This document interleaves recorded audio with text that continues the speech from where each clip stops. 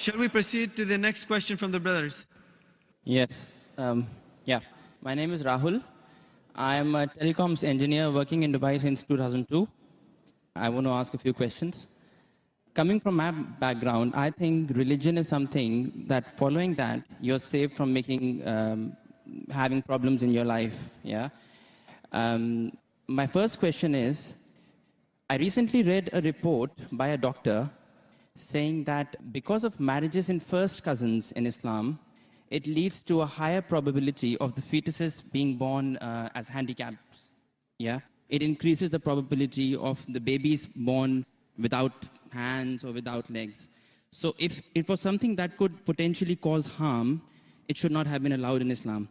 Another point I would like to add to the same question is, recently I suffered a little bit of a BP, and I went to the doctor, and the first thing he said to me is that stop eating red meat, which is again allowed in Islam.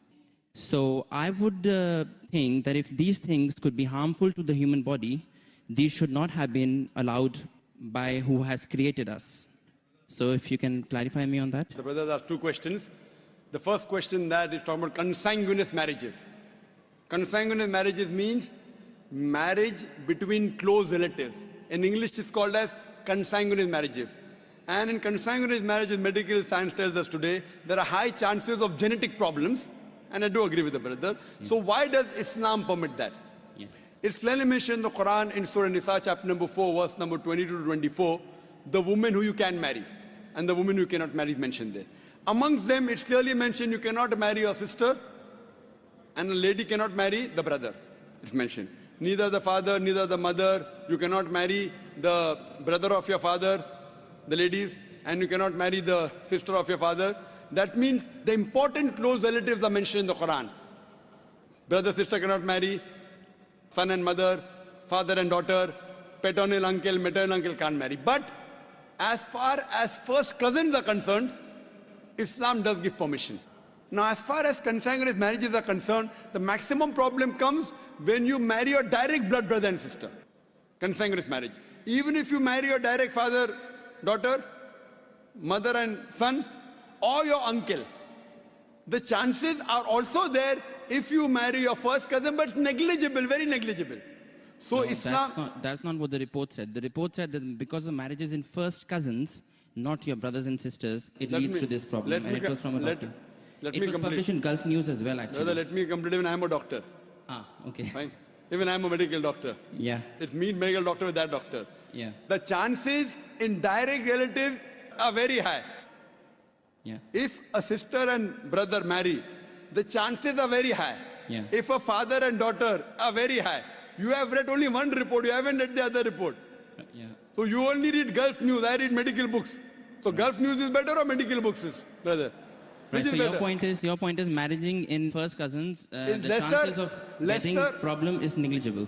As compared to brother and sister. As compared to. Yes, compared to. But still there is a... Brother, will you let me complete my answer? Or? Sorry, yeah, please.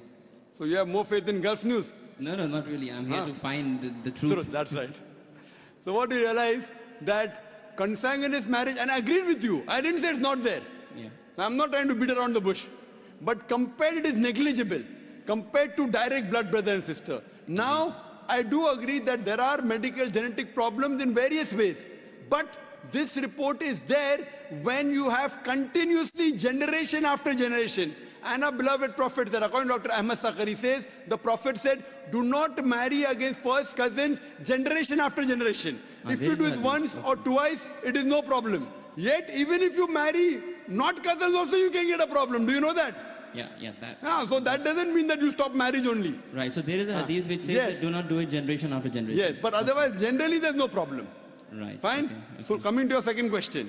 Yeah. You went to a doctor and you said you had high BP. Yes. Doctor said you have red meat. Yes. So why does Islam allow red meat? Yes. You know, my friend went to a doctor and doctor said you have diabetes, don't have sugar. Brother, why do you have sugar? Right. Why? Don't have sugar. My friend went to a doctor, doctor said you have diabetes, don't have sugar. Brother, do you have sugar? Yes, of course. Why you have sugar? Stop having sugar. Yeah, well, we can live on vegetables, easily possible. Can you live without having sugar? can you live without having sugar? Even vegetarians have sugar, brother. Yeah. Are you educated? Yeah. Yeah. MashaAllah. The problem is that person had a problem with his pancreas. Yeah. In the pancreas, there are islets of Langerhans which break down the sugar. Because my friend had a problem in the pancreas, he could not break down the sugar. Therefore, the doctor said, don't have sugar. Right. If you have some problem of red meat, you should not have red meat. Others can have red meat. Right. Yeah.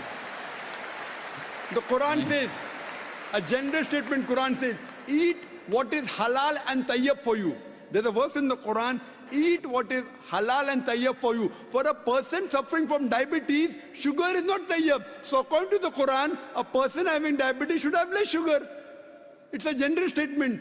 Eat what is halal and tayyib for you. That means certain things which is good for others may not be good for you. But there are certain things which are bad for everyone. Alcohol. Alcohol is bad for everyone. It is prohibited for everyone. Pork is bad for everyone. Therefore, pork has been prohibited for everyone. What do you realize? Certain food, because of the way your metabolism is made, because it's a problem for you, doesn't mean that everyone should abstain from it. Hope that answers the question, brother. Sure. Okay. My next question is, Islam allows marriages, a husband to marry more than one wife, 4 wives. Is it compulsory to take the permission from the wife before marrying that second one? Because a lot of Muslim girls have told me that, they have to take permission from the first wife, so our interests are taken care of. I hope you don't intend to become Muslim and marry more than one wife, huh? No, I don't. Because there's a new law in the Indian government. If a Hindu converts to Muslim and marries more than one wife, then there's a problem. Yeah. There's a new law that's passed. I don't intend to, but I just need to find out. Don't intend to marry or don't intend to convert? I won't answer that now. There was the question that is it compulsory that a husband should take the permission of his first wife before he marries the second wife? As a general rule, because it is mentioned in the Quran that a man can have more than one wife, it is not required for a man to take the permission of first wife, but it is preferably takes permission or at least informs her. Okay. As far as permission, certain conditions become compulsory. During a nikah, during a marital contract, a man or a woman, before they get married, they can put any conditions which are permitted. If the woman puts a condition in the nikah nama that my husband will not take a second wife as long as I live, because marrying more than one wife is optional. So if she puts the condition, then it becomes compulsory for the husband to take the permission of the wife, otherwise he cannot marry. If this is not mentioned in the nikah nama, if it's not mentioned in the marital contract, it's not a must, it is preferable. Okay, Hope that answers the question. Thanks. My last question, my last question is... Brother, you're most welcome. Just stand behind the queue. Okay, There may be you. one or two Thank you. non-Muslims. You can wait, brother. There may be one or two non-Muslims. Just stand behind the non-Muslims and we'll try and give all the non-Muslims a chance.